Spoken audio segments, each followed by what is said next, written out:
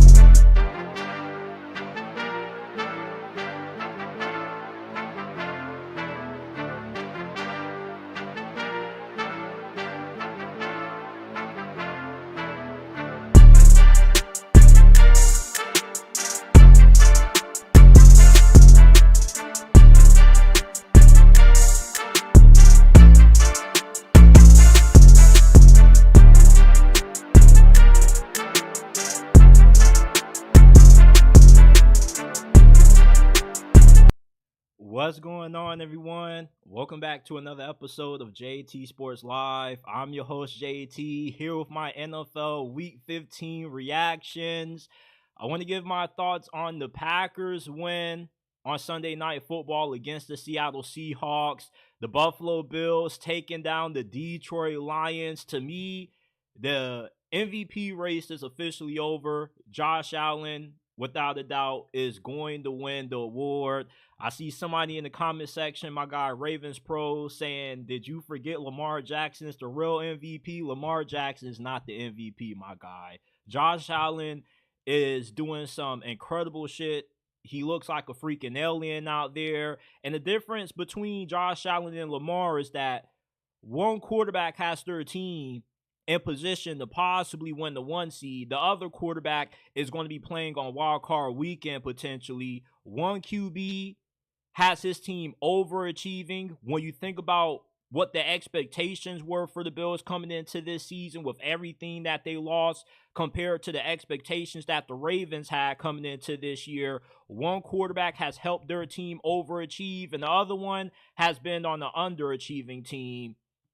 And the Eagles, y'all saw me on Instagram and TikTok talking a lot of shit about how the Steelers were going to beat Philly at Lincoln Financial Field, and this game went nowhere the way that I expected it to. The Eagles just body bag Pittsburgh, and I don't see how Philadelphia doesn't make it to the Super Bowl at this point with all of the injuries that the Lions have, which pretty much have gutted their Super Bowl chances. I watched the Texans play the Dolphins earlier today, and my two biggest takeaways from that game is that, for one, even though the Texans won, their offense is straight dookie.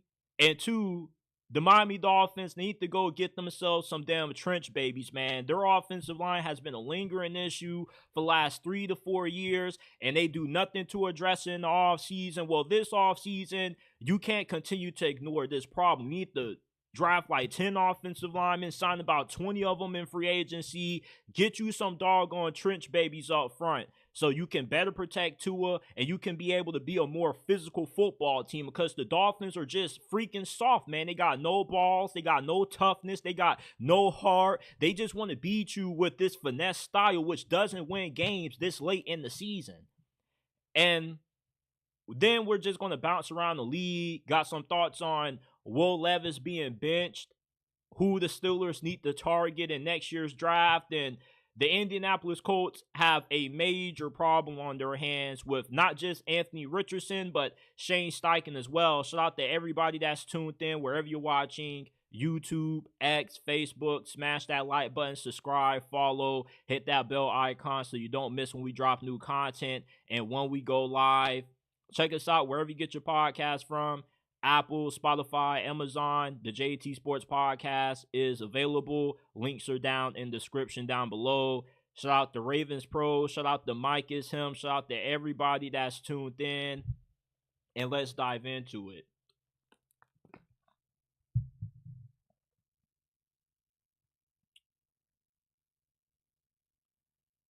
The Green Bay Packers take down the Seattle Seahawks 30-13. They improved to 10-4 with this win.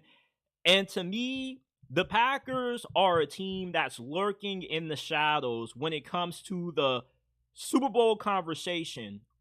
If I were to ask you, who are the three best teams other than Kansas City that you think has the best shot to win it all? You're probably going to say the Bills. Some of y'all still might say the Ravens.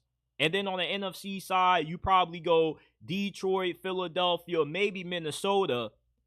Where do the Packers lie in that conversation? Because to me, I feel like the Packers are quietly being overlooked. And this is a team that is good enough to make a deep playoff run and get to the Super Bowl because they got a balanced football squad. They have endless weapons on offense. Tonight you saw Josh Jacobs running over guys, spin moving on guys. You got a really good offensive line. You got a shit ton of good wide receivers. And it's to the point where if you're Matt LaFleur, you don't know who you're going to get the ball to because you have so much talent in that wide receiver room and so much talent at tight end. It makes it hard to get everybody involved because your best wide receiver can kind of vary depending on the week. And that's more so of a luxury that a lot of teams wish they could have. Now, the Packers don't have a lot of household names at wide receiver, but they got a lot of studs that are very young, not making a lot of money.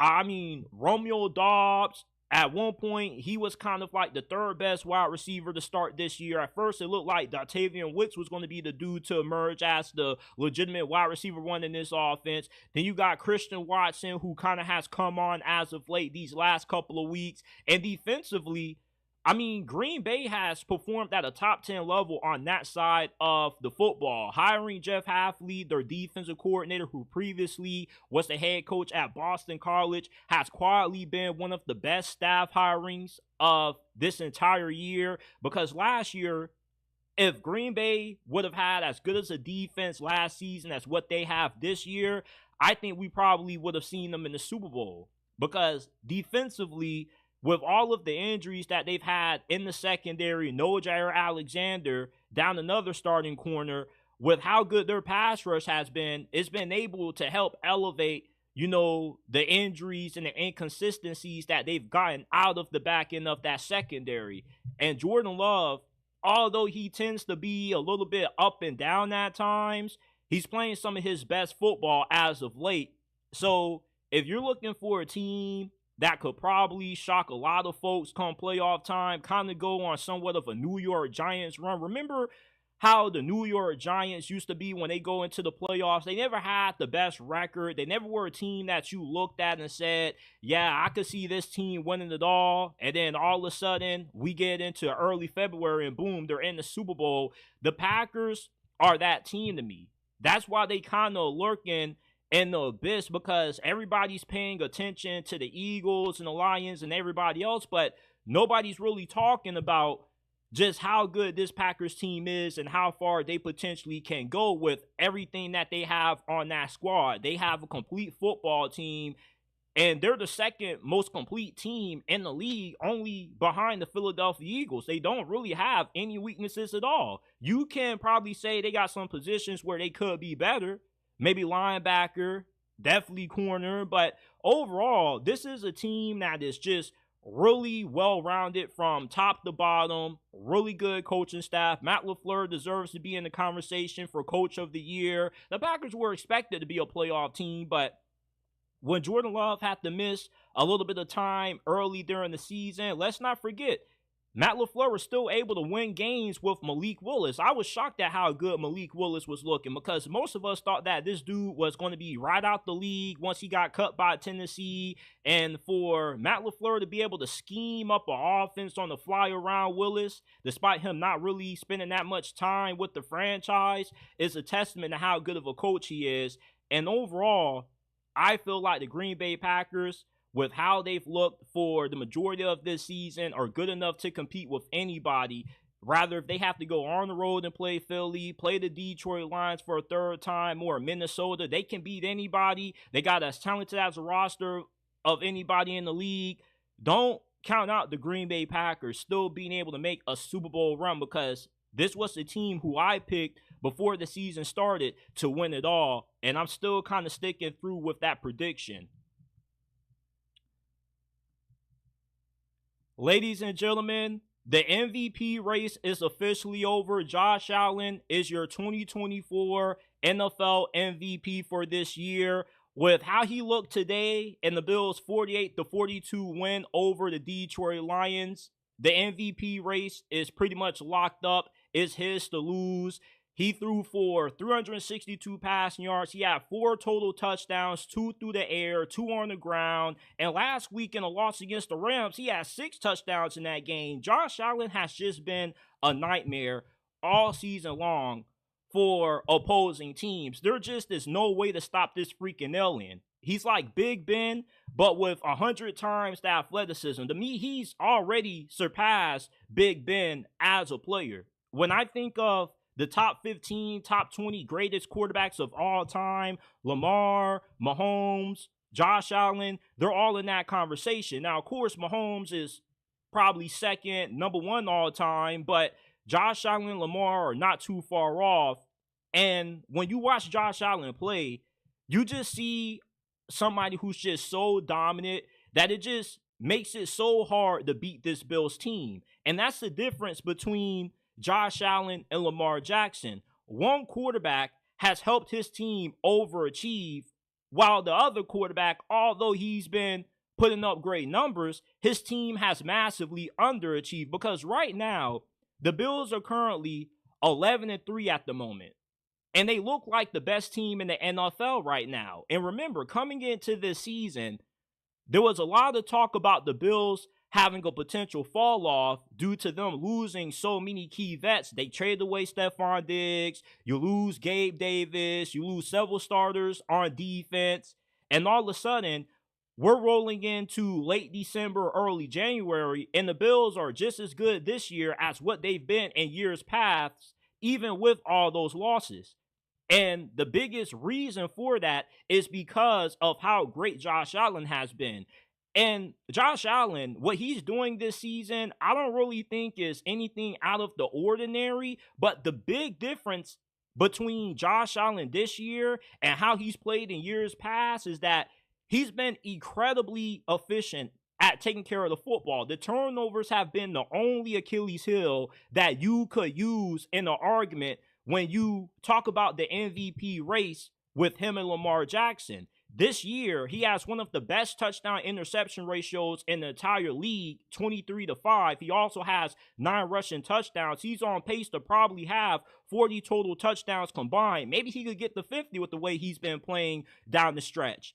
And Lamar Jackson, with his team probably being a low seed, probably 5th, 6th seed, because they might not win the division, his MVP race, even though his numbers are really good, they don't really hold a candlestick to what Josh Allen has done this year. And yeah, Lamar has better stats, but remember, last year, Josh Allen had better stats than Lamar. But the logic behind Lamar winning MVP was that the Ravens had the 1 seed. They were arguably the best team in the league last season going into the playoffs. And the Buffalo Bills, although they were good, Josh Allen was playing at a high level. The turnover issues and the fact that the Bills didn't have the amount of success the Ravens had is why Lamar Jackson won the MVP race over him. But this year, you kind of see the tables being reversed in a sense where Lamar is putting up all these godly numbers. He just had 5 touchdowns in the Ravens blowout win over the New York Giants, but yet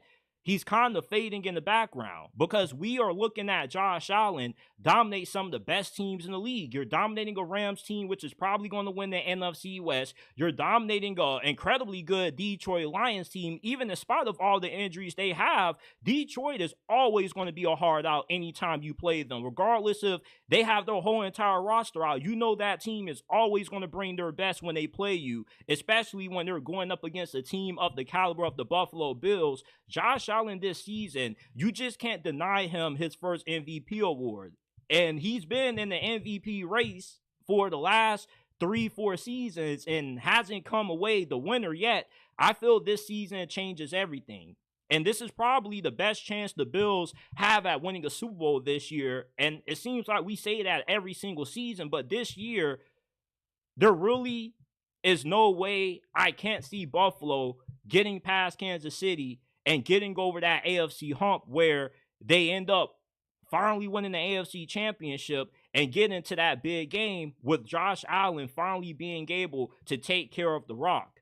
And Lamar Jackson, as good as what he is, he has to overcome his team way too much with his coaching staff making stupid decisions, his defense not being that reliable. The Bills, with the way their pass rush has looked, with Von Miller returning, Ed Oliver, and everybody else that they have on their front seven, they're a really formidable team that I don't think anybody in the playoffs would want to face. If you have to pick one team that you don't want to play right now, it's the Buffalo Bills. Without a doubt, to me, this is the number one team in the league at the moment, and they got the best quarterback in the National Football League as well. As much as I love Lamar Jackson, your record and your team's success also factors in to the MVP race. And when Lamar won it last year, it was mainly because he was on the best team, even though he didn't have numbers that were remotely as good as what Josh Allen was. And this year, if you're going to use that logic last year to justify Lamar winning MVP, you got to use that same logic this year when it comes to Josh Allen. After this win over the Detroit Lions, in my opinion, Josh Allen has already locked up MVP this season. Now, for the Detroit Lions, with this loss to the Buffalo Bills, you still are in control of getting the 1 seed in the NFC and still being able to make a run in the playoffs, getting to the Super Bowl. But to me, the Detroit Lions Super Bowl hopes got severely gutted with, I don't even, start that over, run that back. I ain't like that segue. The Detroit Lions got their record-setting 11-game win streak snapped today by the Buffalo Bills in their 48-42 loss.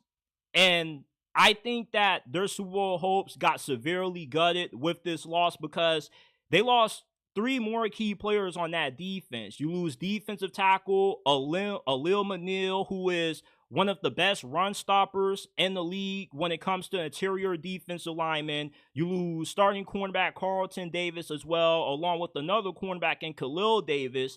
And Dan Campbell is pretty much expecting all 3 of these guys to miss probably the rest of the season. And with these 3 injuries, the Lions now have 10 total players on defense that have been put on IR, injury reserve. And I can't see Detroit going that far in the playoffs with them pretty much having to score 40, 50 points on everybody and able for them to survive in advance. If you have a team that has above average offense and you got a defense that can keep Detroit under 30 points, you got a really good chance to beat them.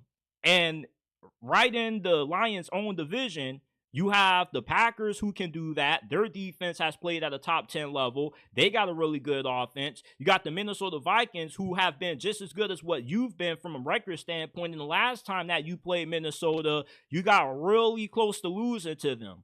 And then, of course, if you play the Philadelphia Eagles, I just think the Eagles would beat you outright just because not only do they have the better football team than what you do, but they're just more healthier than you. And it's unfortunate that injuries have derailed what looked to be a really promising season in terms of the Lions being able to get their Super Bowl and, be able to be a great comeback story. Because remember, the Lions have been the biggest laughingstock in the NFL for a very long time. And over these last 2-3 seasons, they've started to come up, and now everybody views them as perennial Super Bowl contender year in and year out, at least based off these last couple of years coming in. But this season, though, you had so much promise that you really felt like this was going to be the year that you could finally live up to those Super Bowl aspirations, all for them to get ripped out from beneath you because you lose Aiden Hutchinson, and he possibly could be back for the Super Bowl. That's if you get to that point, and you make a few trades. You get Zadarius Smith at the trade deadline from the Browns, but that hasn't really helped out that much. Like, the Lions defense is just in shambles right now. You got guys that you're starting off the street at all these different positions, and when you bring new guys in, other guys are going down.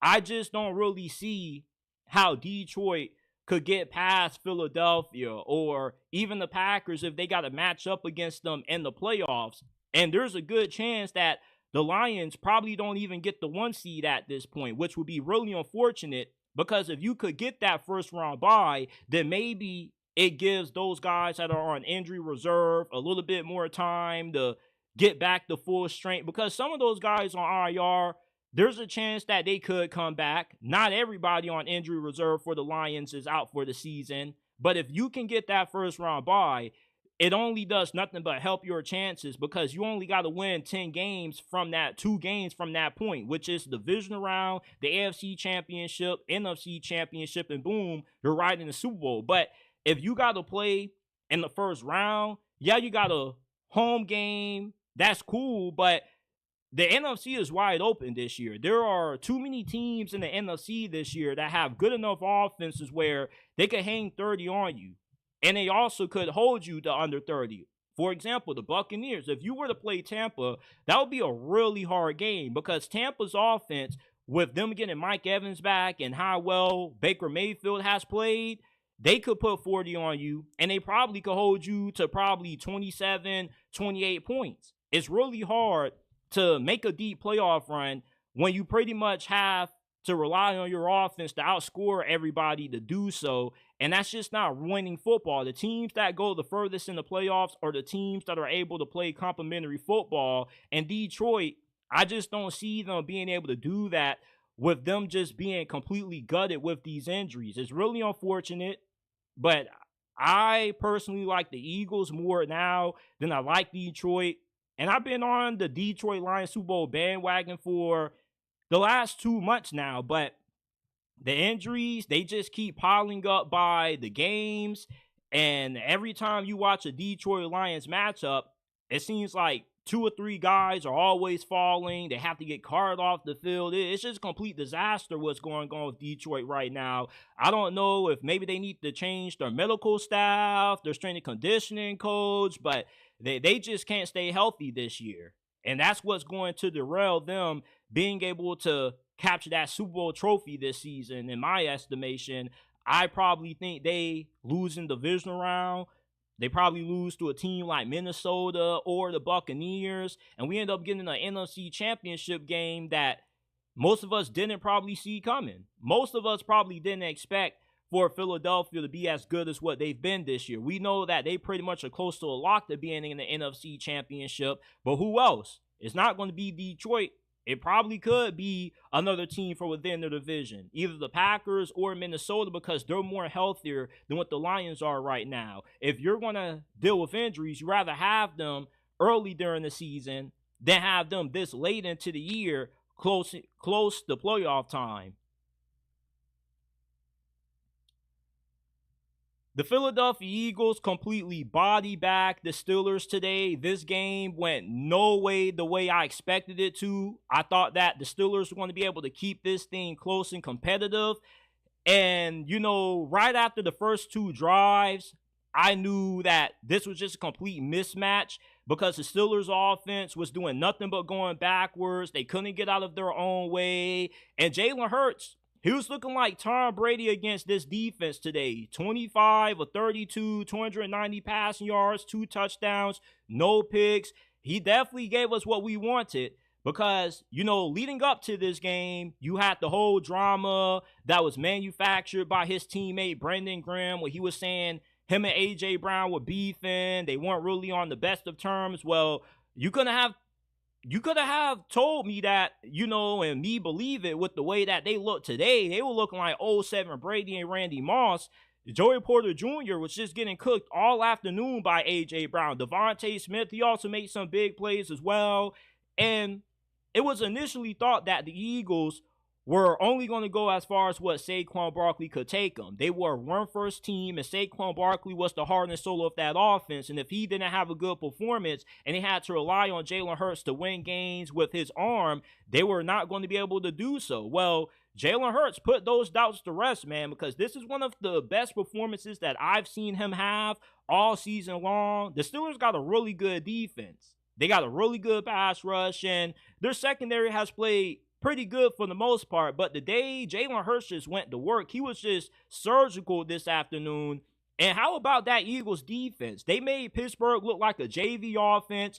There were a lot of passes that were batted down at the line of scrimmage by that Eagles defensive line on Russell Wilson. It just felt like every time the Steelers snapped the football, this Eagles defensive line was pushed them backwards. They only allowed 56 total rushing yards from the Steelers, and they didn't really give up a lot of big passing plays.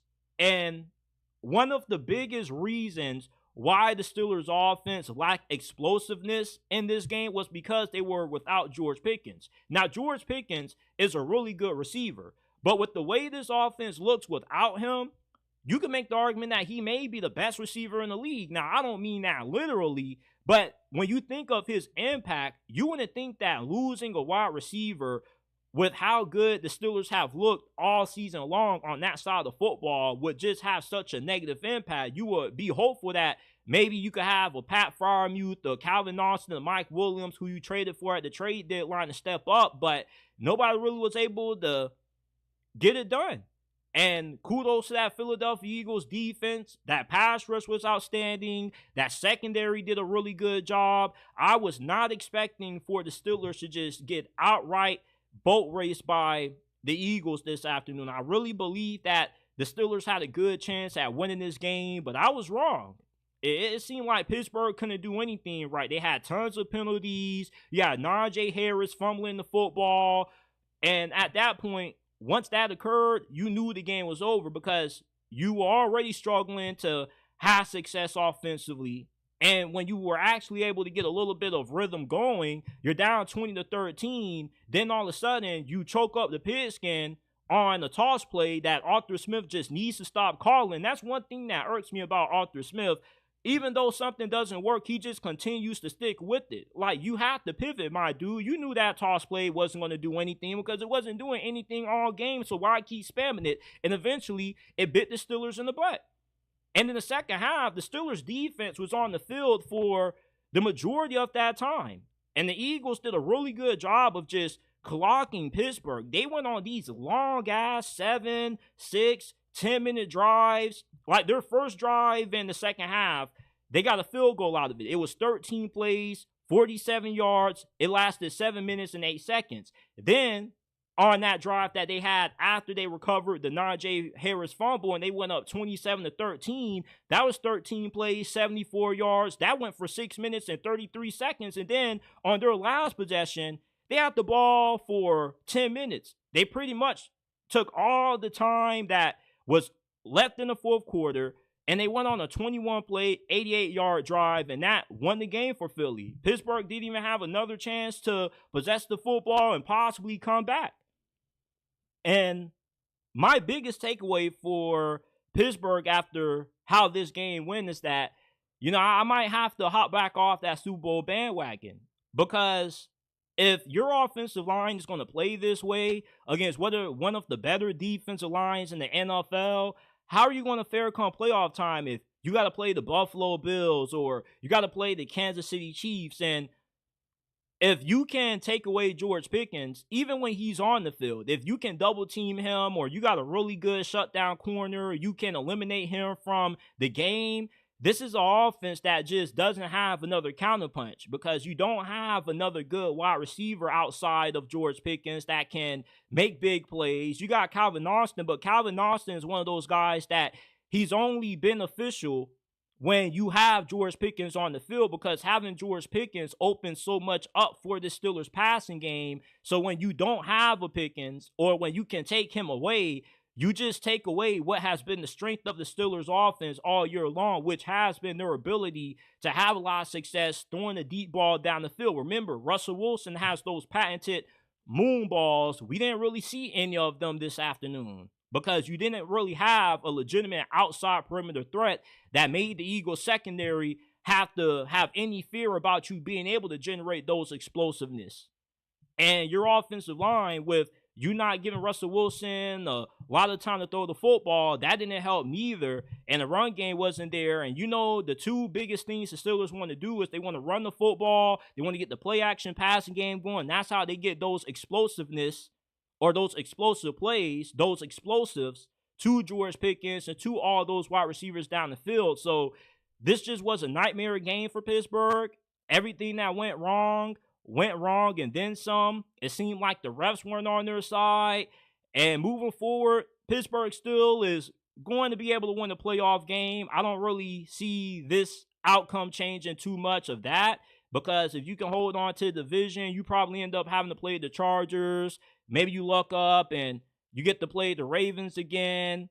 But, I can't really see this team going anywhere further than the divisional round, because eventually you're going to have to run into a team that kind of is similar to Philadelphia defensively, like Kansas City or like the Buffalo Bills. And with Buffalo having a defensive-minded coach, there's no way in hell he's going to allow George Pickens to just have a big game and to just decide the outcome of it. You're going to need somebody else to step up at wide receiver, and the Steelers don't have nobody in that wide receiver room who can answer the call. This is still going to be a pretty good season.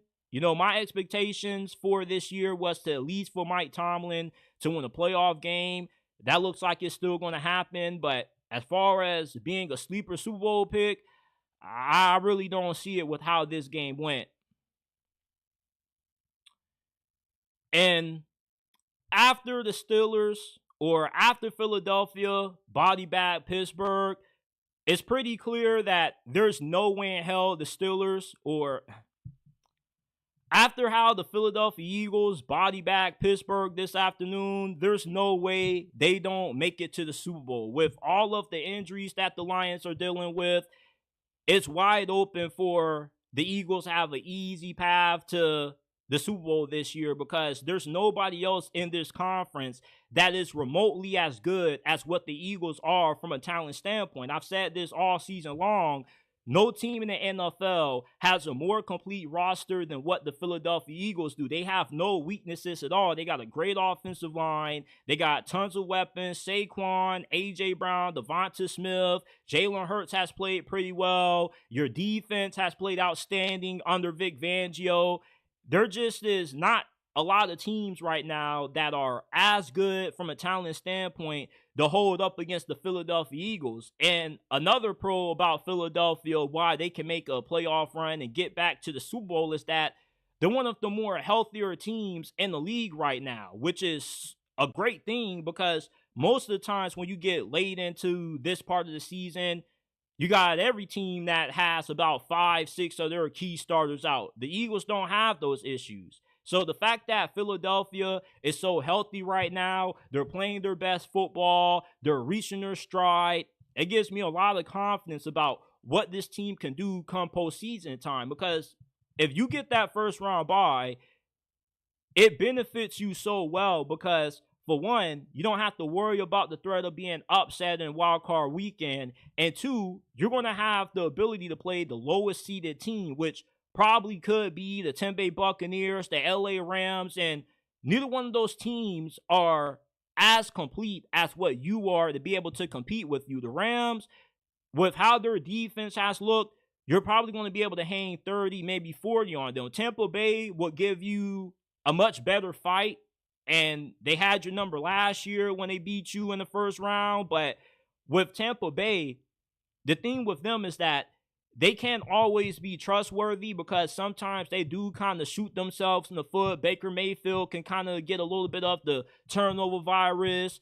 Their head coach, Todd Bowles, kind of can make some bad coaching decisions at times. But Philadelphia right now, when you compare this squad to the rest of the NFC conference, is not even close from a talent standpoint. Even if they do end up facing off against the Detroit Lions for the NFC, with all of the injuries the Lions have, you should easily win that game, because Detroit is not going to be able to put 30 on a Vic Fangio coach defense. If anything, I could see Detroit getting blown out in that game because we saw how they looked against the Buffalo Bills today. The Buffalo Bills have a really good defense. Not as good as Philadelphia's, but they definitely are in that top 5, top 10 conversation when it comes to that side of the football.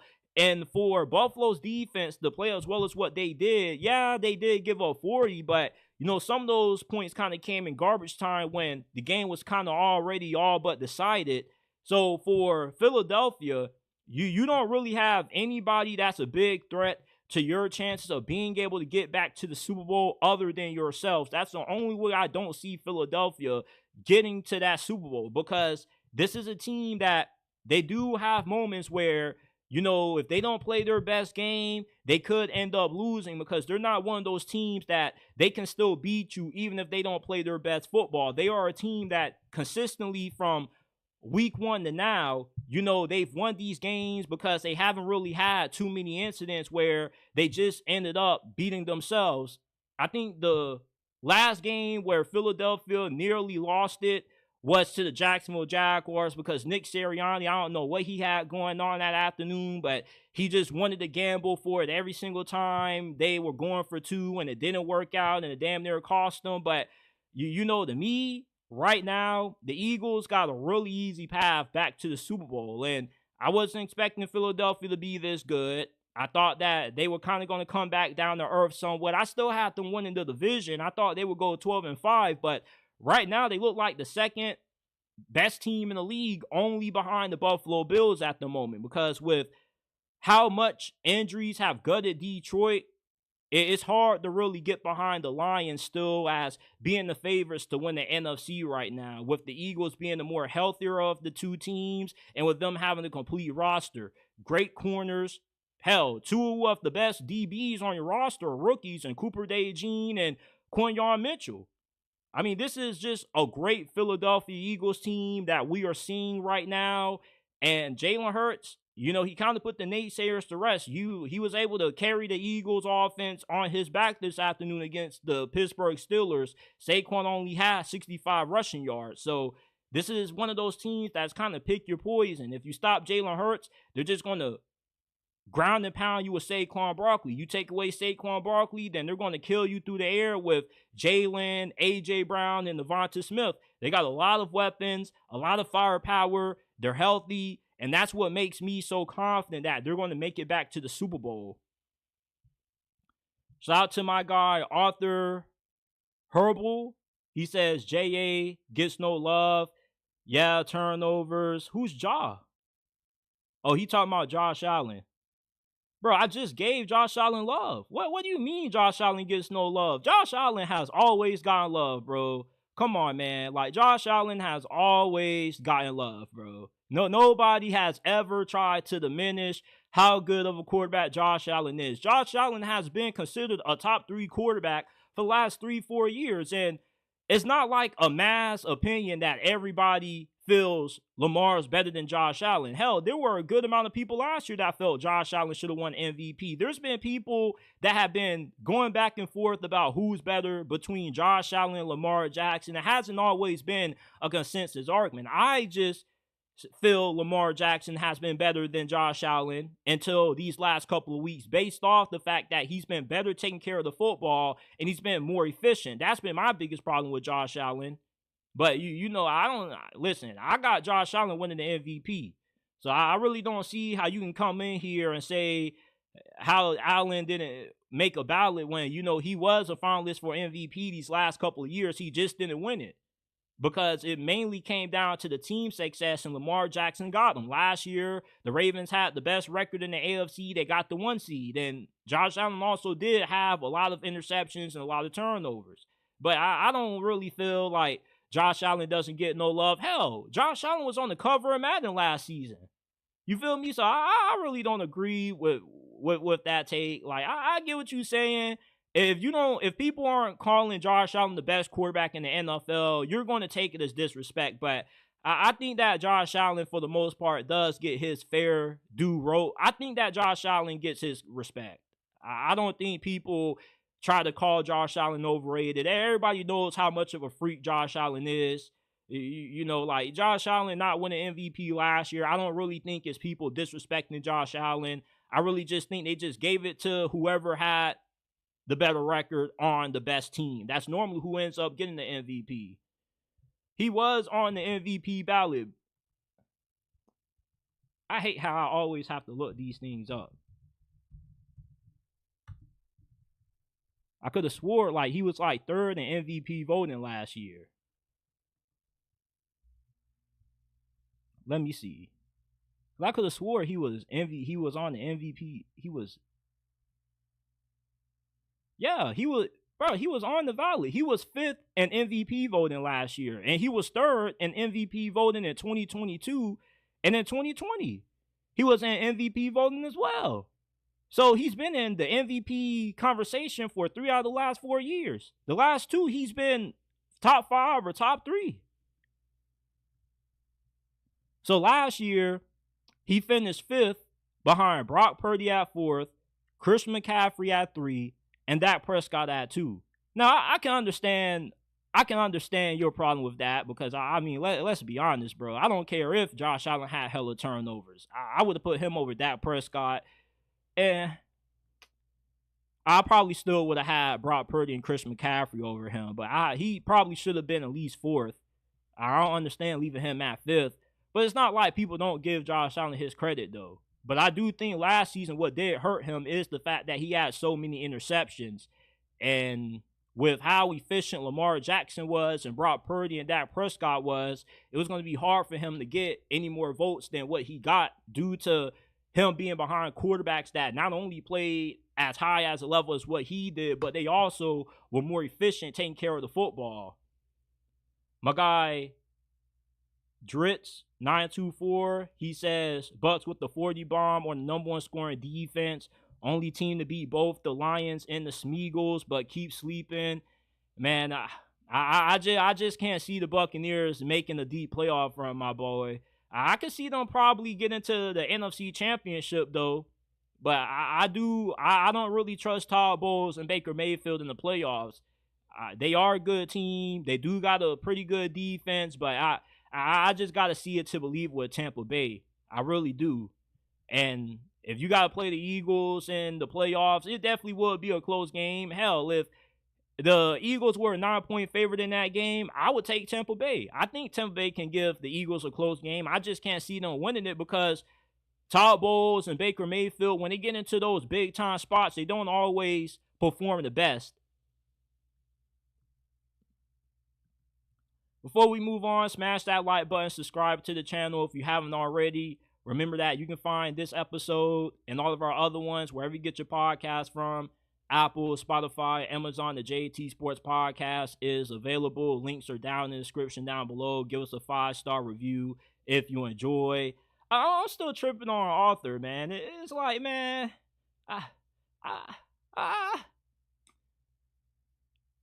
y'all think Josh Allen gets disrespected? Because, I mean, even last season, I've heard a good amount of media folks say that they would take Josh Allen over Lamar off the strength of him playing better against Kansas City. So I think that in terms of the MVP voting, he may have been disrespected some. But in terms of the consensus, in terms of would people take Josh Allen over Lamar, I think a lot of people would take Josh Allen over LJ. And I'm an LJ fan. And I still would take Lamar over Josh Allen, but I'm not everybody. Do I have a little bit of bias towards Lamar? Yeah, but I got a lot of respect for Josh Allen. Listen, you're not going to hear any Josh Allen slander out of me. You feel me? Because when he played Pittsburgh last year and he had that damn 52-yard touchdown run, I still have nightmares about that, by the way. He earned all my respect. You feel me? I have nothing but respect for Josh Allen. After that 52-yard touchdown run against the Steelers in the wild card round, he earned my respect. You know, I feel like Josh Allen still gets his fair share of credit. And he takes the hardest hits as a QB without getting a flag. Like, Josh Allen is a beast, bro. Josh Allen is a beast. I'm not everybody. I still like Lamar over Josh Allen. But it's like, I respect how good Josh Allen is. He definitely is a top 3, top 4 quarterback. He's always been in that big 4 with Mahomes, Burrow, Lamar. Like Josh Allen is a dog, bro. Josh Allen is a dog. And as far as my guy, Dritz 924 saying 32-9, you play the Eagles team that completely fell apart. The Eagles team that you're seeing this year is way better than what you saw last season. With Vic Fangio and Kellen Moore being their coordinators, they've performed way more efficiently. And plus, they also have Saquon Barkley now. Now, Tampa Bay does have, I believe, the best run defense in the NFL. So if they do shut down Saquon and you do have really good corners on the outside, you do have a good chance of pulling off that upset. But my thing with Tampa Bay is I don't question if they could pull off an upset against Philadelphia. I just don't trust them because when they get in tight games, especially late in the fourth quarter, either Baker Mayfield ends up kind of folding or Todd Bowles ends up kind of folding. That's why I can't trust Tampa Bay this year. But Tampa Bay is a really good team, though, and they have played their best football late. So there's a chance that maybe Tampa Bay could go on somewhat of a New York Giants kind of Super Bowl run because you do want to play your best football around this time of the year. And if I were to rank like every team in the NFC that's going to be in the playoffs, I probably would have Tampa Bay probably fourth behind Philly, Detroit, Minnesota, and probably fifth behind Green Bay. My guy also says, I saw somebody say something about Brock Purdy. Oh, here it goes. It says, Purdy is my literal cousin, and he shouldn't have been on that ballot last year, in my opinion. Performing when you have monsters doesn't make you MVP, and we see him without them this year. Yeah, like, I do feel like MVP still is based off production, because if you're going to say Brock Purdy shouldn't have been on it, neither should Dak Prescott, which I greatly agree with that. You could just say a Buccaneers run, last team that won out to win the Super Bowl. We'll see about Tampa Bay. Like, I've started to come around a little bit more in Tampa Bay, but I just don't trust Todd Bowles and Baker Mayfield in a late game situation. If they could just blow out Philadelphia or they could blow out Detroit in the postseason, I could see that happening. But being in a close game with either of those two teams, it's hard to trust Baker and Todd Bowles. But I like Tampa. I do think that they are a better team now than what they were the first couple of weeks into the year. Obviously, it's not about how you start. It's about how you finish. And Tampa Bay right now, they are getting hot. And normally when you get this hot this late into the year, you normally are able to make somewhat of a playoff run. But let's get back into the show. I got a lot more that I want to talk about before we get up on out of here.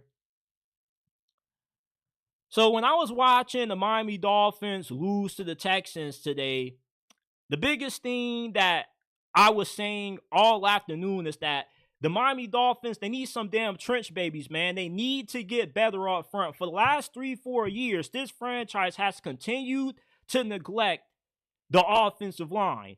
And that's why they keep on losing late during the season. Because once you get into late November, December, early January, that's when you have to be able to be a physical football team. Because you got to be able to go on the road in these cold weather environments and be able to be physical. You got to be able to run the football. You can't be this soft finesse football team like the Dolphins have tend to be under Mike McDaniel as the head coach. You see, they had so much success early during the year and the earlier months of the season, September, early October, because it's not that cold and they can just throw the football all over the field. But once you get into December, playoff time, pretty much, that's when you got to be able to impose your will up front. And the Dolphins can't do that. And in this 20-12 loss against the Houston Texans, 2 through 3 interceptions. Of course, everybody is going to talk about that, but the dude was running for his life all afternoon. He got sacked 3 times, didn't really have that much time to throw the football, and the ground game got held to 52 rushing yards. So when you can't run the football and you're just depending on your passing attack to carry the load for you, that's a winning recipe to suck in the postseason. And that's why the Dolphins aren't going to be in it, because the playoffs already started for Miami. This game was Miami's playoff matchup because they needed to win this game to stay alive in the playoff race. And with this loss, you now pretty much don't have a single chance at getting in because whoever gets the 7th seed is probably going to be a 10-17. I don't think anybody's going to get in this year at 9-8. Like the Miami Dolphins this offseason, I think their offseason plan is pretty clear what they need to do. They need to sign 6 offensive linemen in free agency. And when the draft rolls around, they need to get nothing but offensive linemen. Maybe get a few linebackers, a few defensive linemen, but all of their free agency signings, all of their draft picks need to be offensive linemen. Because if you get so many offensive linemen, it doesn't matter how many don't pan out because at least 3 or 4 are going to be good enough to improve this porous offensive line that has been your Achilles heel for the last 3-4 years. Because when you watch Miami play, you see a team that just lacks physicality. They're soft. They got no balls about them at all. It's just hard to watch Miami just playing teams like the Houston Texans that don't have as good as an offense as what they do and just get pushed around. It's just really annoying. I'm not a Dolphins fan, but just watching them today, watching Tua have to just run around, pretty much running for his career pretty much, because if he gets hit the wrong way on that head again, it's RIP to his playing career. The Miami Dolphins need to do everything they can this offseason on improving the interior of their offensive line. It's already bad enough that some of their better offensive linemen last year departed in free agency, and they didn't bring them back. And then the draft, they didn't really do that much to improve outside of drafting that offensive tackle that they got out of Houston. That's about it. The Dolphins need to fully commit this offseason to rebuilding this team on the line of scrimmage. It's one thing to have all of this speed on the perimeter, because they do say speed kills, and that is true until you get into after Thanksgiving, into December, because that's when you got to be able to win these cold weather games on the road. And that's why the Miami Dolphins got blitzed by the Green Bay Packers. They just couldn't hold up front. And I know you Dolphins fans are tired of hearing this, but you guys need to go ahead and get you some trench babies. You need to solidify the trenches. Football at the end of the day is still a game that is won and lost on the line of scrimmage. If you can't win up front, then you already lost. The Houston Texans offense is dookie. Okay, you had all these turnovers, and yet you only lost by 8 points. That shows you that if you were better up front, you could have easily won this game. The Texans are not good. The Texans are going to be an easy one-and-done playoff team. If you want an easy bet to make come playoff time, bet against the Houston Texans. Whoever they play in the first round, it doesn't matter. They could play the Ravens. They could play the Broncos. They could play whoever. Just know that they're losing in the first round because they don't have a good offense. Their defense carried them in this game, and the main reason was because you just got blitzed up front. Every time Tua Tagovailoa dropped back to pass, somebody was breaking loose. It's like the dude only had like 0.3, 0.4 of a second to survey the field and throw the football. And listen, I know that Tua, with the 3 interceptions, it definitely looks ugly considering all of the money that he got during this offseason. But I still believe that you can win with Tua, because when Tua wasn't playing, this team was unwatchable. And when Tua's in these games, when you're going up against bad or average teams, you put up a lot of points. When you go up against good teams, you normally struggle with Tua because you're not good up front. That's why this offense is predicated off of getting the ball out fast. And, I think the biggest reason why the Dolphins continue to neglect the offensive line is because Mike McDaniel comes from that Kyle Shanahan coaching tree. And Kyle Shanahan, he neglects the offensive line. That's why the 49ers have been a major disappointment this year, because they're not as good as what they need to be up front in order to win games and to sustain the success that they had last season. Because Kyle Shanahan believes that with his scheme, he can win with whoever on the offensive line, as long as he has a good left tackle. That's why the Miami Dolphins went out and they got Teron Armstead a few years ago. And that's why they still are leaning on this dude, even though he's fragile luggage. He always gets injured. Damn near every single game you watch, he's always getting injured. But with Mike McDaniel coming from that Kyle Shanahan coaching tree, he has that same mentality that let's just forget about the offensive line. We don't care about guards. We only care about having a good left tackle, a good right tackle to protect to his blind side. And as long as we got that, we're good. Like, no, you need to make sure that whatever you do this offseason, You prioritize the offensive line. Get you some doggone trench babies, man. We keep worrying about Tua's long-term health. You don't do Tua any favor of being able to last a decade long in this league when he's running around the way he was this afternoon. Why not take care of your franchise quarterback? If you're going to give Tua all this money and you have so much belief in him, why not give him the offensive line that can help him stay upright? I mean, all those hits that Tua was taking today, I was like, bro, is he going to end up getting another concussion? I mean, come on. You would think with the quarterback that's one concussion away from having to be forced to retire, the Dolphins would prioritize the offensive line more. Like, get you some doggone trench babies and better protect your franchise quarterback. It makes no damn sense how the Miami Dolphins have just neglected the offensive line for so many years, and yet they wonder why Tua Tagovailoa ends up being the player that he is in these big-time games late in the season. You can't expect for Tua to be functional against a front as good as what the Houston Texans are. You got Will Anderson, Danielle Hunter, and all kinds of other guys breaking loose. Come on, man. Get you some doggone trench babies, Mike McDaniel, and whoever that general manager is. Prioritize protecting your investment. Tua Tagovailoa is your CEO. And if you lose him, your season's over. That's the main reason why you're not making the playoffs this year, because you didn't protect Tua. And that's why you dug yourself into a hole that's been too deep for you to climb yourself up out of. Get you some doggone offensive linemen. Get you some damn trench babies.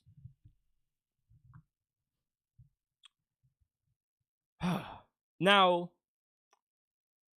if you're a Houston Texans fan, let's just be honest. I know a lot of you guys aren't going to like this. Listen, your offense is straight dookie.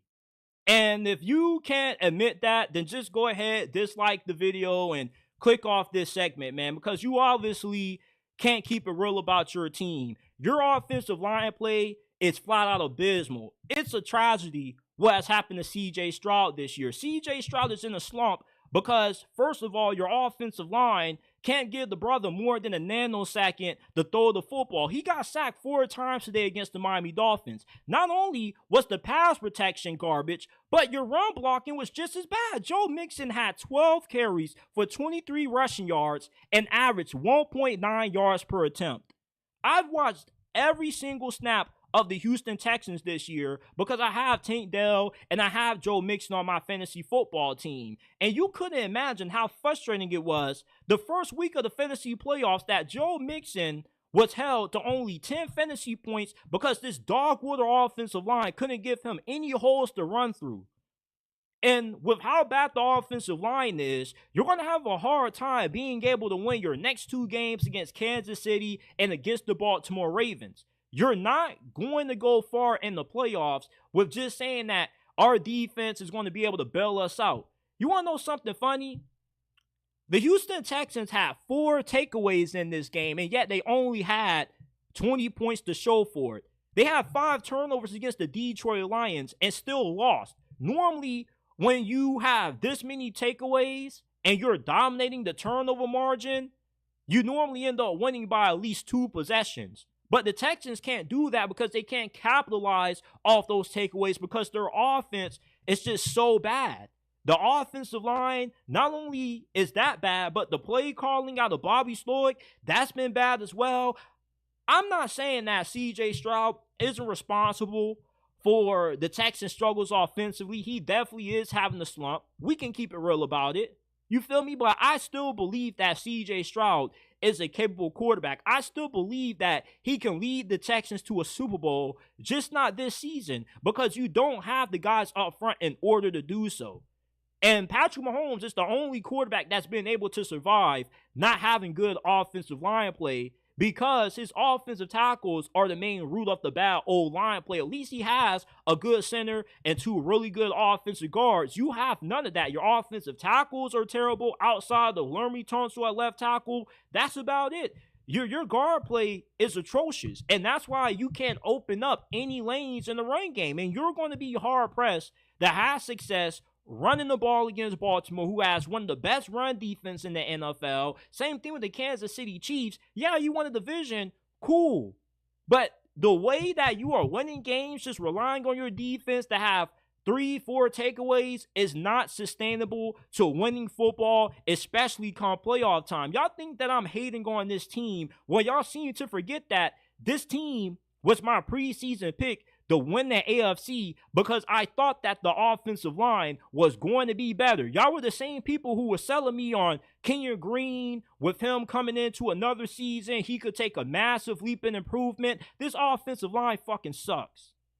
And that's why you're not going to go anywhere, because you can't win up front. That's why your quarterback has been so erratic this year, because he doesn't trust the offensive line to give him enough time to throw the football, so he's rushing decisions. That's why he's overthinking everything. And how could you not overthink anything when you got 350-pound defensive tackles cramming down your skull damn near every single time you drop back? C.J. Stroud has been one of the most hit and one of the most sacked quarterbacks this year. Eventually, those hits add up. And not only do they affect your quarterback mentally, but they also affect him physically. I don't know how much longer C.J. Stroud is going to be able to hold up without suffering a major injury. Not trying to predict any injuries, but I mean, come on now. The dude is getting clobbered back there. Your offense is dookie right now. You got outgained 224 to 181 by Miami, despite having 4 takeaways. How does that happen? Normally, when you dominate in the turnover department, you're blowing teams out. You can't blow teams out because you don't win on the line of scrimmage. This offense is flat out atrocious, and it's embarrassing. This may be the worst offense out of any team that's going to be in the playoffs. Every team that's in the playoffs this year has a functional offense. The Ravens, the Steelers, even somewhat the Chiefs to some capacity. You know, you're the only team that is winning based off defense primarily, and it's a struggle for you to get the 20 points. If the Texans find themselves in a ball game where they get down early and it's 27-10, 27-13, they're going to be in trouble because they got to be able to throw themselves back into the game to win, and they can't do that because they don't have the offensive line up front to give them the protection needed for C.J. Stroud to go to work. You also can't give Joe Mixon no running room. At this point, I'm wondering if I should even keep starting Joe Mixon. The only time Joe Mixon gets some big plays is when he just makes 2 or 3 guys miss because he's one of the more physical backs in the league. The Texans offense is going to be their downfall this year, and it's why they're going to be an early one and done come playoff time. I'm not hating. This is me just being truthful. And if you're a Texans fan, I don't see how you can watch these games and still feel confident that you could beat the Chiefs or the Ravens or the Buffalo Bills in the postseason. Are you freaking insane? All 3 of those teams have incredible pass rushers. They got really good defensive lines. You got a great defense. You got a championship caliber defense, but you don't have a championship caliber offense because you can't win the line of scrimmage.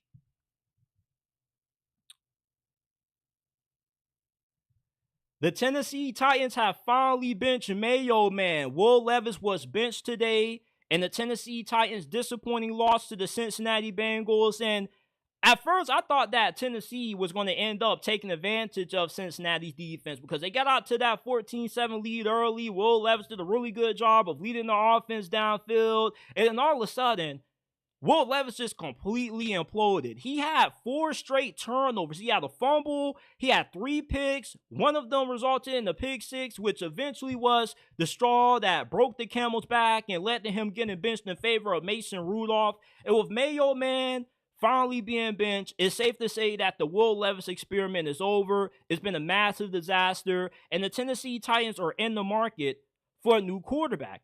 Now, who is going to be Tennessee's next quarterback next year? Because right now, they currently have the 6th pick in the 2025 NFL draft, and they probably won't be bad enough to be in position to land Cam Ward or Shedeur Sanders, which means that they probably need to pick up a quarterback in free agency. And I think the obvious pickup that they need to make is getting Sam Darnold. The Tennessee Titans need to drop that bag to make sure that Sam Darnold is their quarterback next offseason. They need to make sure that they end up backing up those Brinks trucks to wherever he resides at in Minnesota and saying, hey, bro, like, we're willing to give you $55 million a year, $60 million a year, whatever it takes to make sure that you come down to Nashville because we desperately need a quarterback because we are a good and competent quarterback away from being a playoff team.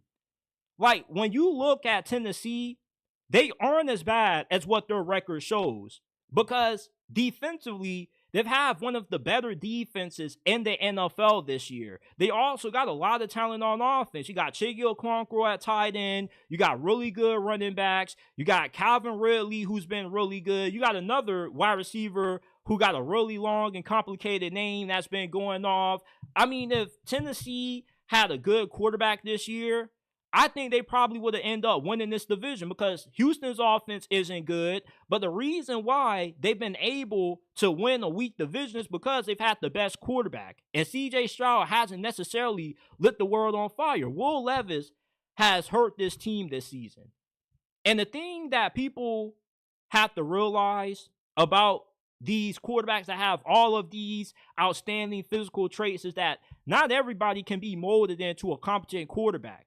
As, you know, good as it may sound to say, oh, if we draft this guy and we let him sit for a year or two, he could become special. That's not necessarily the case all the time. Will Levis is the same player in the NFL that he was in college. Reckless with the football, not really that good of reading defenses, doesn't really make the smart play most of the times. He makes the most boneheaded mistakes possible. A lot of his turnovers have just been outright egregious. I can live with a quarterback being aggressive here or there and it backfires, or you get a strip sack fumble occasionally. But when you're just constantly turning over the football like Will Levis is, it's really frustrating. Bill Callahan is not a bad coach. It's hard to assess how good of a coach Bill Callahan is, or Brian Callahan, Bill Callahan is his dad. It's hard to assess if Brian Callahan is a good head coach because look what he's been given to work with that quarterback. If Brian Callahan had a Dak Prescott or a Brock Purdy, Tennessee would be in the playoffs right now because those guys take care of the football. They play efficient football. Will Levis, on the other hand, he plays losing football. I remember one of my homies, I believe it was against the New York Jets, he betted on Tennessee to win. And I was telling him, bro, why are you betting on Tennessee? Tennessee can't be trusted when you have such a turnover-prone quarterback because the name of the game is being able to minimize mistakes. And Will Levis can't do that. And against Ole Miss, that was the same issue. I remember when Ole Miss had lost one game, I think it was against, I want to say it was Kentucky. He played for Kentucky. Yeah, when he was at Kentucky, they lost to Ole Miss, right? And late in that game, he fumbled the ball. That's why you can't really trust a guy like Will Levis because late in games, he makes boneheaded decisions and it just costs the team. And that's why I was never high on Will Levis in the first place. There's a reason why he went from being a projected first-round pick to falling to where you got him from in the second round. He just is too reckless of a player to ever be viewed as a franchise quarterback. He's the same quarterback that Jameis Winston is. And I love Jameis Winston, but Jameis Winston is still the same player now that he was nearly a decade ago when he was at Florida State. Some things you just can't coach out of a quarterback. You know the old expression that says, you can take a man out of the hood, but you can't take the hood out of the man. That's how it goes when it comes to quarterbacks sometimes. Sometimes you can take a quarterback and put him in a better situation, but yet he can still be a losing quarterback. And that's Will Levis. This Titans team was one of the biggest mystery teams coming into this year because if Will Levis played good, without a doubt, they would have been in the playoffs. But with how erratic he's been and how bad he's been at taking care of the football, he has costed this team to the point where now they're in a position to where if, they kind of get a few lucky bounces, maybe they could get the second first overall pick and they could take Shador or Cam Ward. But I don't think that's going to happen. You're probably going to end up winning one or two more games due to how good your defense is, and you take yourself out of consideration for that, and you're going to have to get Sam Darnold. Sam Darnold, He may not be as good for you as what he is with the Minnesota Vikings right now, but he will be a massive upgrade over Will Levis. And Sam Darnold has some turnover issues, but at least with Sam Darnold, he's not necessarily always going to have those turnover games every single week where he has 3-4 turnovers like how Will Levis tends to have. Will Levis has just been flat out embarrassing at quarterback for Tennessee this year. And I wonder how many games you would have won if you still would have just stuck with Mason Rudolph. But of course, Mason Rudolph wasn't playing that well. And as a Steelers fan, I was never really that high on Mason Rudolph to begin with. But I thought that he could be decent enough with a team that you surrounded him with that he could beat out Will Levis for the starting job. But it just goes to show you that you shouldn't drive quarterbacks off potential all the time. Because 9 times out of 10, they normally don't end up reaching their potential.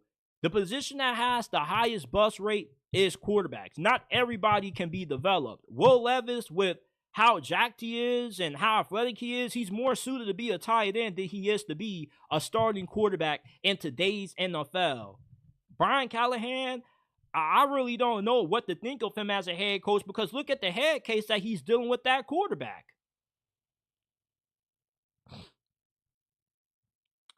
The Pittsburgh Steelers need to get rid of Najee Harris. They need to get rid of Jaylen Warren because neither one of those two guys are good enough to be explosive enough to help the Steelers offense be one of the best in the NFL. The Steelers need to get more out of the running back position than what they've been getting out of Jaylen Warren and Najee Harris, which is why when we get to the 2025 NFL draft, the Steelers need to draft Boise State running back, the People's Heisman, Ashton Jeanty. Ashton Jeanty will bring the explosiveness and the dynamic ability that the Steelers have been lacking at running back for so many years since they got rid of Le'Veon Bell and they didn't re-sign him because Ashton Jeanty has great vision. He isn't somebody that just needs to have a great offensive line to open up running lanes for him. He has good patience. He waits for the holes to develop.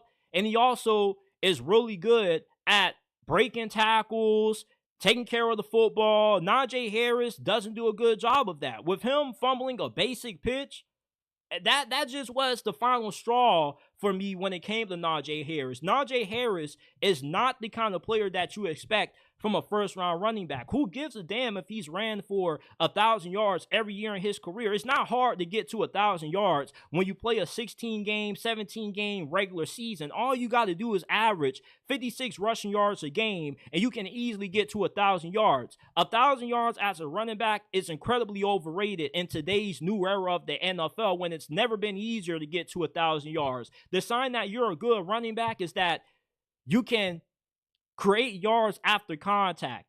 You can create your own big plays, even if you don't get the best of blocking. Like when Saquon Barkley was playing for the New York Giants, he was still producing at a high level despite how bad his offensive lines were. Now look how good he's been with the Philadelphia Eagles behind one of the best offensive lines in the league. Think about how good the Steelers offense can be if you get Ashton Jeanty.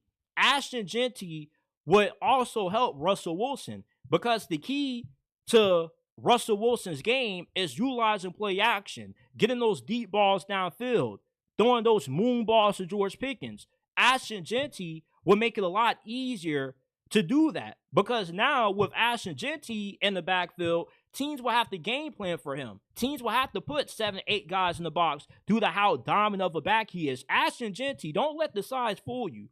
This is one of the most talented backs in the history of the NFL draft. He has everything that you look for in a 3-down back. He's also really good in pass pro as well, has great hands out of the backfield, and that's been something that has disappointed me the most about Najee Harris. When he was coming out of Alabama, he was supposed to be this great all-around back that could do it all for you. Not just a good workhorse back, but he also could be a good factor in the passing game, and he hasn't been that.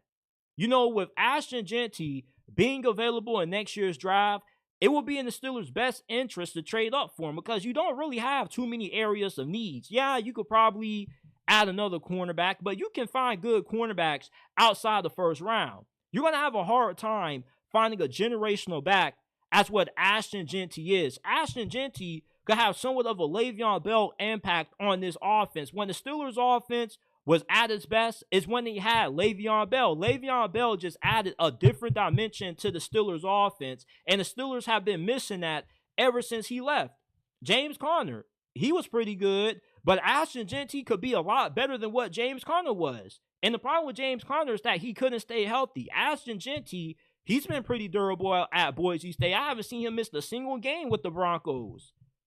If the Steelers are looking to get more explosiveness at running back, they need to get Ashton Jeanty. This is everything that the Steelers have been lacking out of the running back position for the last couple of years. And watching this game against the Philadelphia Eagles today, I'm just looking at myself saying, bro, why in the hell was Najee Harris a first-round pick?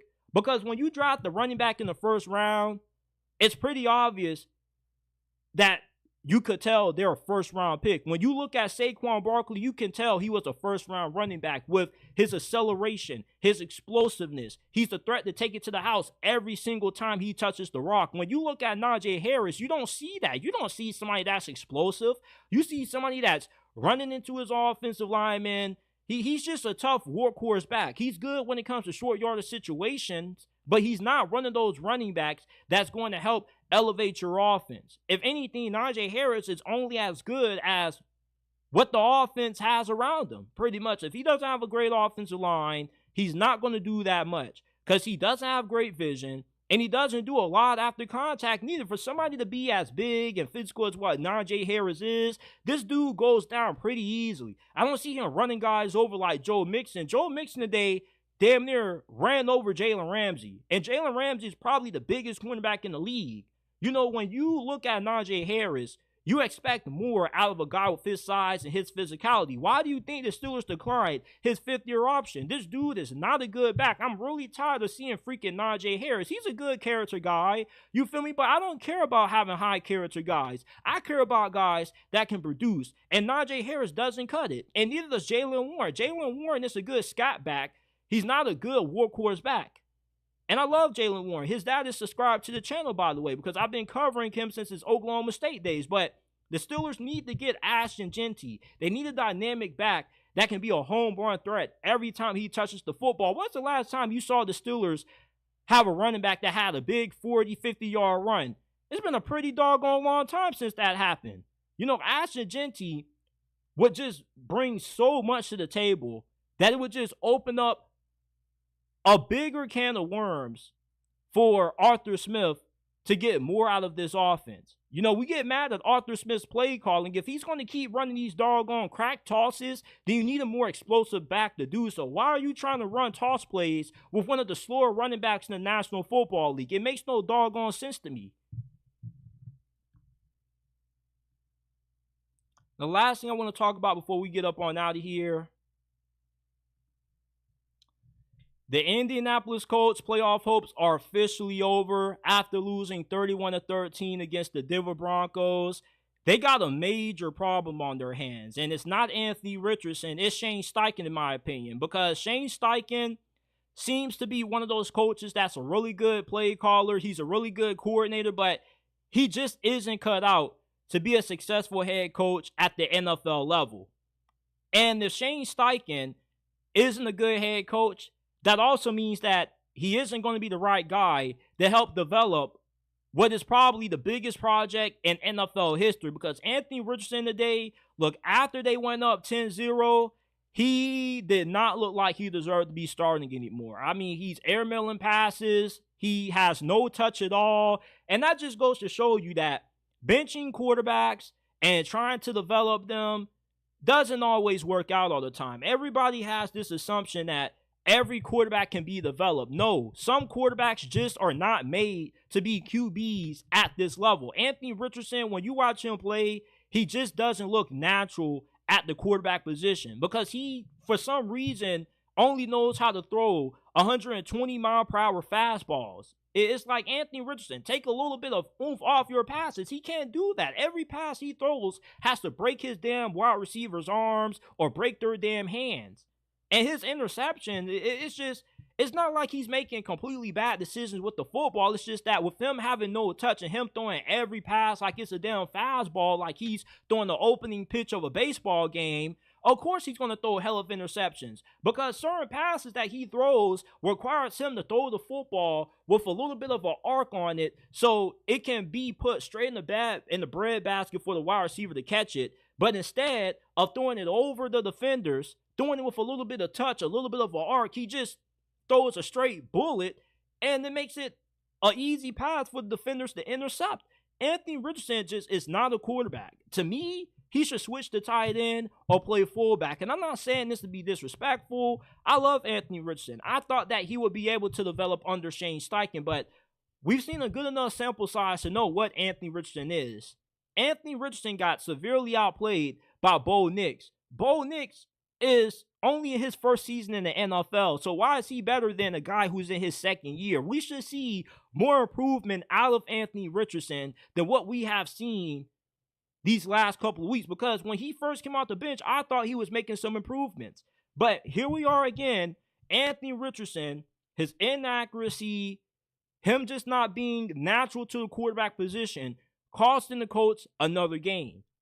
And the reasoning for this is because you got a head coach that just isn't a good game manager. You know, if Shane Steichen was a better head coach, Anthony Richardson would be much better because he wouldn't be putting Anthony Richardson in situations where he could get exposed for his inability to throw the football. The main thing that Indianapolis was supposed to do was build an offense around Anthony Richardson's running ability. But when the Colts get down in the hole and they're forced to throw the football, lean on Anthony Richardson's passing ability, they get themselves in trouble. Anthony Richardson, at this stage of his career, should not be throwing more than 24 passes a game, because the more you ask him to throw, the more mistakes he's going to be prone to make. You have to somewhat protect Anthony Richardson. And the Jonathan Taylor mishap on the touchdown when he just pretty much threw it away, you get a big run. Why are you so focused on trying to celebrate? Why not just make sure that you cross the white line and then celebrate 3-4 seconds after? That's something that I've never thought I would ever see out of Jonathan Taylor, especially when I chose to start him for the first round of my fantasy football playoffs. And then the trick play early in the fourth quarter that got taken back for a fumble six. I don't know what it was. I don't know if it was a pick six, a fumble six, a scoop and score, but all I know was it was a stupid play to call. Because at that moment, with the game on the line, why are you digging into the playbook and running out trick plays? That's not what you need to be doing in that situation. You need to be leaning into the strength of your offense, which is running the football. You had a lot of success running the football early during the game, so why get away from it just because you're down? That's the only way that you're going to be able to get back into games, because leaning on Anthony Richardson to throw you back into a game is a losing recipe. You still, no matter how much you get down, have to lean into what got you there, which is running the football. Running the football, if Indianapolis would have did it more in the fourth quarter outside of doing these stupid trick plays and relying on Anthony Richardson to throw them back into the game, they probably would have had a closer result than what they did.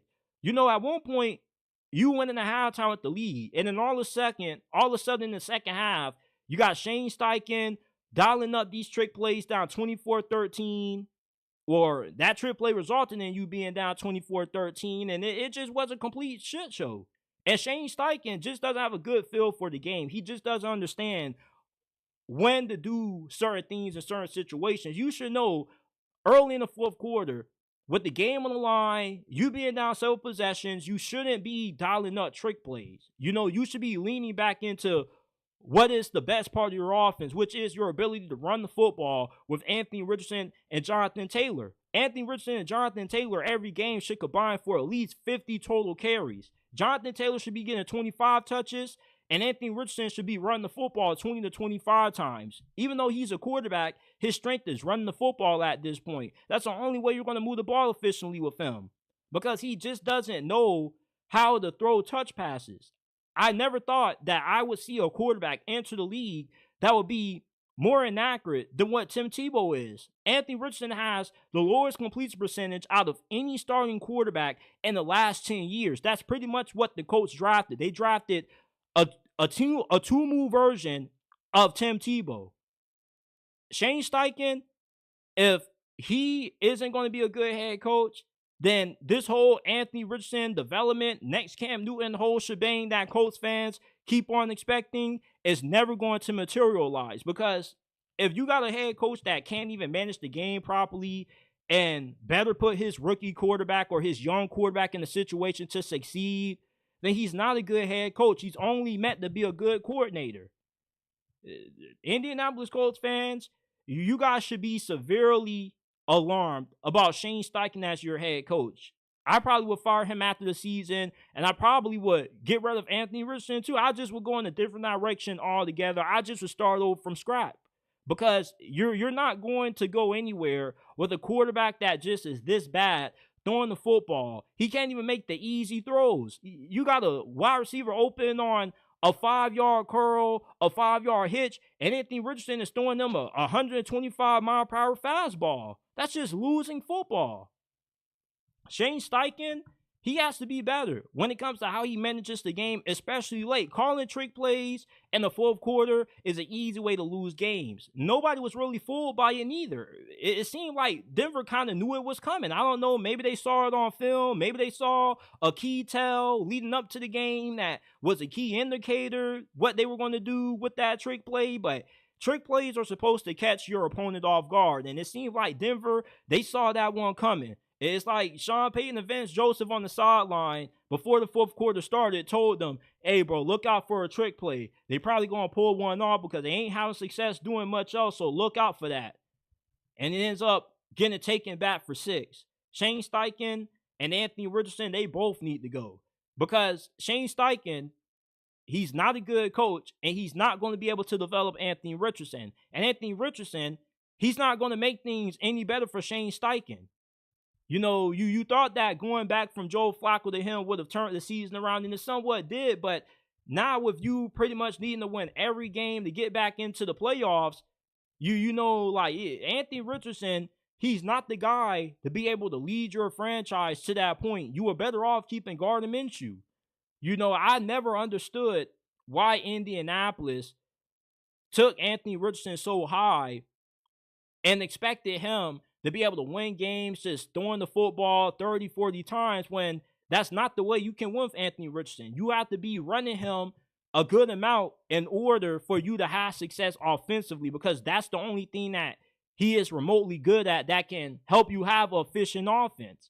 And of course, Jonathan Taylor didn't make things any better, but Shane Steichen just has to be better as a head coach. The dude just has no situational awareness, and he's just a terrible game manager. Colts fans need to be hitting that panic alarm on Shane Steichen, because he's a really big problem. And with him being a problem, Anthony Richardson is a problem. Because when you have a head coach that can't develop the quarterback that you invested a top 5 pick into, you're not going to be able to win, because he's not going to be able to develop him. This is it for this episode of JT Sports Live. I appreciate everybody for tuning in.